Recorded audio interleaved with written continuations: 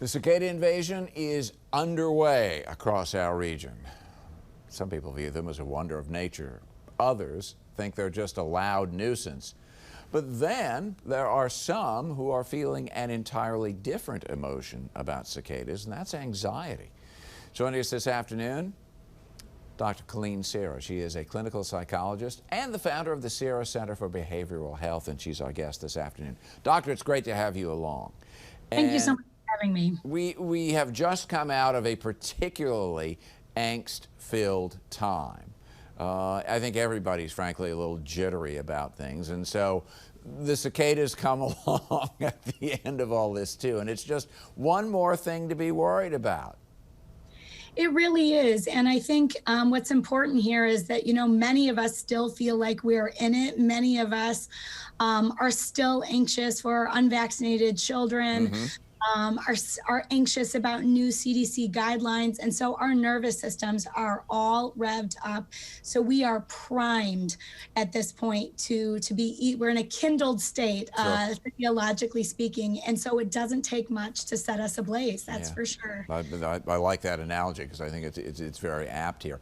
Now, never minding the fact that these things happen at sort of regular intervals, though, there are a lot of people who didn't live here even 5 or 6 years ago when the Brood 9 came out and don't know what this is all about. It's a relatively normal thing. It's loud. The bugs are particularly unattractive and ugly. And the notion that they're climbing into our trees and maybe falling on the ground and are freaking out not just our kids but the adults themselves, it can be too much. And what are you telling folks? How do you deal with it? So, I think the first thing is just to normalize that when we have something that is a stressor to us, and we all identify stressors differently, our nervous system kicks into gear and it does this very biologically correct and predictable thing where we get flustered. We want to run away, we want to fight, we get angry. That happens for all of us, not necessarily about cicadas, but for some people who view cicadas as particularly alarming or scary, this is going to set off a really biologically correct normal thing. So just know you're not crazy. Your body is doing what it is designed to do. And then the idea is to mitigate the threat or mitigate the stressor. So what can you do to kind of tell your brain and your body, I am safe. This is okay. Am I breathing? I'm probably not walking around in nature. But I'm breathing and talking to trusted friends. I'm making sure to take time to rest and sit in solitude and quiet so that I can calm my nervous system back down. Does that make sense? No, it absolutely does. And I'm sort of wondering, too, at the same time, if you can sort of reduce the level of this anxiety, that over a period of time, because this is going to take a while for the cicadas eventually to do their little biological thing and eventually die in our backyards. Maybe there's some value, too, in a little bit of immersion therapy. Go out and sit on your back porch or something and just listen to them for a while and realize that it's a perfectly normal thing and breathe deeply, relax, and if you've got a meditation thing that you do, that might be helpful as well. Certainly some exposure could potentially be helpful. Exposure, when done well, absolutely works, right? Especially when it's gradual and done at a person's pace.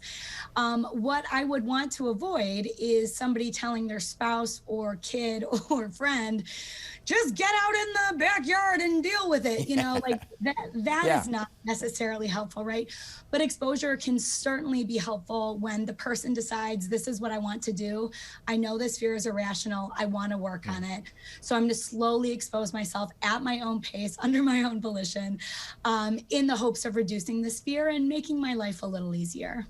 Just as it would, you wouldn't want to say, oh, don't be silly. They're just bugs out there. You need to get over it. Because if this is an issue, it's a very real issue, and making fun of someone for it is about as counterproductive a thing as I can imagine. You're absolutely right. The nervous system is all fired up. It means the part of our brain that is able to deal with rationality and logic, it's not online. So it doesn't really matter what you say to them, it's not going to get through because we're not operating from that part when we're fired up. We're operating from an emotional part. So sitting with people in their worry, comforting them and encouraging them to do whatever they need to do to take care of themselves, whether that's some exposure or whether that's just trying to mitigate and get through. And whether it's cicadas or worrying about, do I get vaccinated or is everybody else vaccinated? It works for a lot of different things. It's just plain good advice all the way around. Dr. Colleen Sierra is a clinical psychologist and also the founder of the Sierra Center for Behavioral Health. And frankly, she's brought with her a lot of just very good common sense and frankly helpful advice. And for that, we are very grateful. Many thanks. Thank you so much.